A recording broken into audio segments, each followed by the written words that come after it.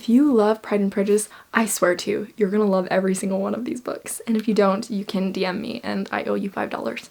Just kidding. Welcome to my video about my favorite Regency romances. Etiquette and propriety are just so top tier in romances. I say this to everyone. I was born in the wrong century. I was born in the wrong country. I should have been born during the Regency period. Yes, indoor plumbing. Yes, lice. Yes, sicknesses, disease, death was a thing. But the romance. I seriously cannot recommend these books enough for Regency lovers, for romance lovers. I have 7 Regency romances that I know you will absolutely love. Another thing is I love how clean and proper everything is. So a lot of these are referred to proper romances, clean romances. There's not even closed door, like these do not even go there. Absolutely the most you ever see is kissing. Sometimes it's just like one at the very end or something. I just love clean romances, so this is my clean read proper romance recommendations. Also, we have the gloves on today. These were given to me. I think they're cute. They have bows on them. They're definitely not historically accurate. If you guys have not heard of proper romances, there's some publishing companies that do strictly proper romances. It literally says on here, proper romance. I cannot recommend this one enough. I have made so many people read it and they absolutely love it. It's so good. It's so good. This is about a girl. Her name is Amelia Moore. After some family troubles, has to secure a marriage for her sister to make sure that her sister is happy. When her and her sister are invited to a party, Amelia is like, yes, we're going and I'm going to make sure that you marry the man of the house, which is Sir Ronald. Then she's at least like, okay, my sister's secure, yada, yada, yada. And let's just say she goes to Lakeshire Park and there's a man there who has the same idea but with his sister. They are both trying to have their sisters end up with Sir Ronald. Any of these are just so romantic. I love this one especially because she's an amazing writer. Not only that, the development's really good because we get to know her very well and it's written in first person. It's written in first person, which I love. I just feel like the development between her and the other characters, not only maybe the romantic interest, but literally everyone, I just feel like we get very involved. This one has the best kiss in the world. Like this kiss made me feel I just was squealing, kicking my feet because a lot of proper romances don't describe kisses very well because they're very appropriate and very proper, but this one was just like, oh, so swoon-worthy. It's just so charming, beautifully written, and really romantic, and I can't recommend this one enough, and I wish I could read it for the first time again. Lakeshire Park. I just love when people who are of lesser class get invited to a rich house and like spend, it's not just a party, like they spend time there, nights there, they stay there, they have a host and they're the visitors. So yes, I highly, highly, highly recommend Lakeshire Park by Megan Walker. Okay. This is another one of my favorites. This is A Game of Hearts by Joanna Barker. Joanna Barker is such an incredible writer. I love the way she describes things. I've read a couple of her books, but this one is by far my favorite. I love her writing, but this plot was especially very strong in my opinion. It was very fun and different than other proper romances I've read or Regency romances. So Marigold Cartwell has only one goal, and that is to beat her rival on the archery field. So there's this rival she has, Tristan Gates. They have been like head to head on archery, and then she finds out that she's gonna get cut because she's a woman, and so she can no longer compete, so she starts a new society of women and archery. So I love this one because it is a romance, but it's also very just fun to see her start this new society, teach women how to do archery. It's dual perspective. This is the only dual perspective in this list, but it's also one of the only dual perspectives that I truly love because I feel like a lot of times I just love one single perspective, but this one did it so good at seeing Tristan and Marigold's perspectives. Yes, they hate each other, like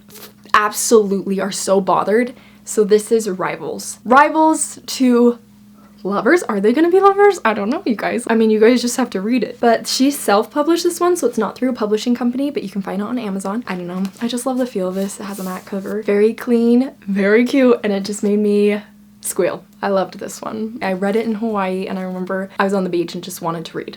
Blackmoore by Julianne Donaldson. I love Julianne Donaldson. She's only published 2 books, proper romances, and they're both on this list because they are both just so amazing. This one is about this girl named Kate Worthington. She's not much into love, but she really wants to travel. So she wants to travel to India specifically. She's really into birds and just nature, but her mom's like, you can't go to India unless you reject 3 marriage proposals. This is their agreement, so she enlists in the help of her friend Henry to help her reject 3 marriage proposals. Then she goes to the manor called Blackmoore, which is where her childhood friend Henry resides. So he's gonna help her reject 3 marriage proposals so she can live out her dream and go to India. This one is so cute. The slow burn. Oh. This is probably the trope of friends to lovers. I typically don't really go for friends to lovers. It's like one of my last, because especially since with friends to lovers, I feel like a lot of the times we don't get the background because they start out as friends and they've grown up together and you're like, okay, I love seeing an interaction of people meeting. So a lot of times the romances I love and enjoy the most are when they meet during the book. But this is an exception because it is so good. Henry is so cute. And I actually did a book report on it in 8th grade and I won out of my class for best presentation. So I'm just saying, it's a good one. The Kiss of a Stranger by Sarah M. Eden. She writes a lot of proper romances and I've read several, except this is my favorite of hers. There's a man named Crispin. Basically, he is talking to someone, this says it right on the back, so I'm not spoiling anything, to prove that he can do whatever he wants and court whoever he wants. To basically just say, I can kiss who I want.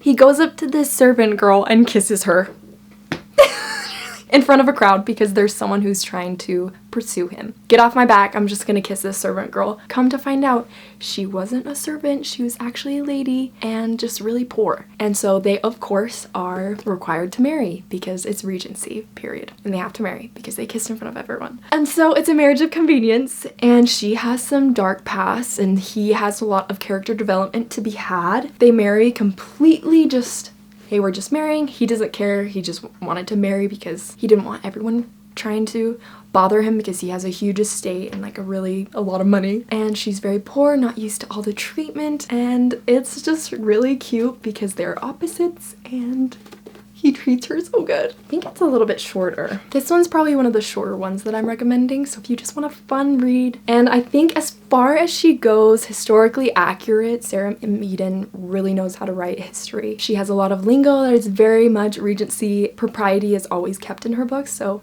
if you really appreciate that, read her books. This one for sure. Her other ones haven't made the list, so this one is the one that makes the list. This is, I would say, up to date is my favorite book of all time. This is Edenbrooke by Julianne Donaldson. This is about a girl named Mary Ann who is invited by her sister to stay on the estate of Edenbrooke. Her sister writes to her, they're actually twins. Cicely says, there's a really handsome boy there at Edenbrooke and I need you to meet him because I'm gonna marry him.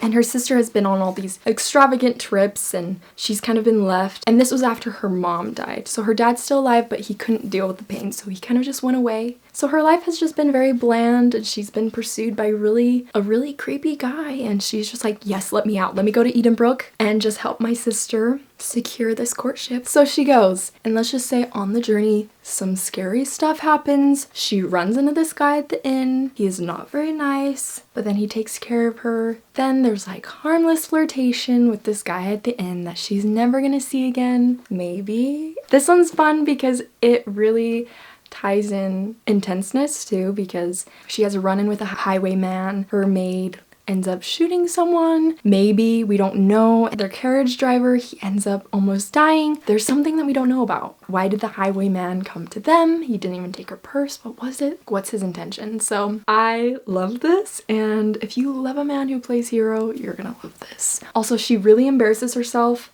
so that's relatable, and you're like, oh my gosh, girl, but I love it. I'm just gonna remind you all that I make cute sweatshirts for my house, and I design them and embroider them right there.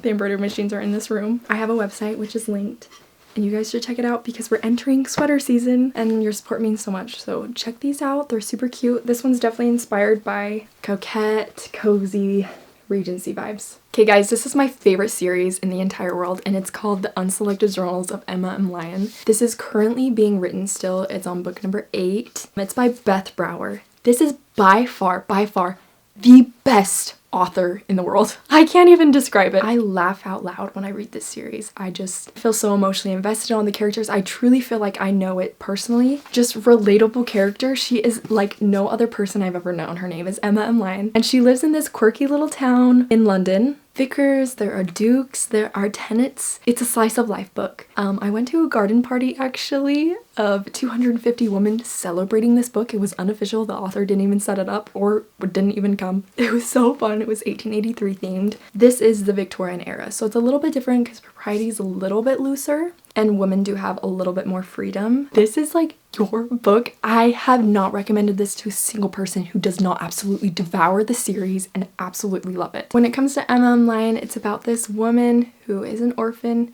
and has gone back to her childhood home to reclaim it because her great cousin had actually taken over the home, but things have changed so a woman can't claim the house. She is trying to steal it back. She's trying to survive life. She's trying to find a job.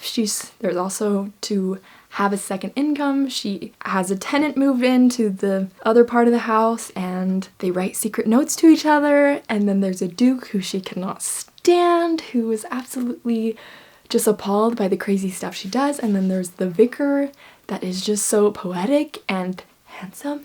And so yeah, I cannot describe enough how much I love this series. Again, this is clean. I just can't recommend it enough. It is not finished, so come join the journey of all of us eagerly waiting for every single book. They're coming out with audiobooks like within the next couple weeks, so hopefully you can find them on your local library, Libby or something. Okay, this one is like a no-brainer because of course everyone should read this one, but Pride and Prejudice by Jane Austen. Everyone should read it because it has inspired so many romances, especially for that time, to write in literature that this woman chose who she ended up with. It was just wow. Like, I mean, Elizabeth is just so fun. I think everyone knows the plot, so I won't even really go into it, but this one just paved a way for romance in so many ways, and so I think everyone should read this book. You could even listen to it. It's so easy to find because it is public domain, so there are a lot of different audiobooks. All this in Barnes & Noble. It's $15. It's cheap because again, it's public domain, so they're not paying any author anymore because Jane Austen is long gone. This is my only Jane Austen that I've read so far, but I think it's gonna be my favorite because of all the romances that I've seen from her.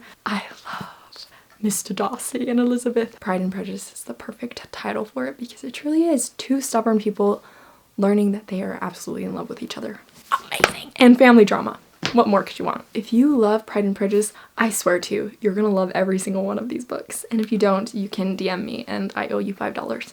Just kidding. I think this is actually gonna be a theme that I want to talk about more. Regency Romances. I actually want to make more videos because that's pretty much what I love with my whole heart. That's my favorite genre, my favorite type of book. So none of these are super popular except Pride and Prejudice. Like, I haven't seen a ton of reads on any of these. So if you guys have any clean romance recommendations, please put them down below. If you have read any of these and you're like, oh, Caprice will absolutely love these, give them to me. I love to read them. All this section here and down, proper romances that I have not read yet. Most of these are secondhand, but most of them have really terrible ratings, I realized, on Goodreads, so I'm like, that's why they're secondhand. Don't even sift through the bad ones, just read these ones. These are the books. You guys are gonna love them. I gave you some really good recommendations. If I could read any of these for the first time, I would die. They're so good. Thank you so much, and I'll see you soon. Bye!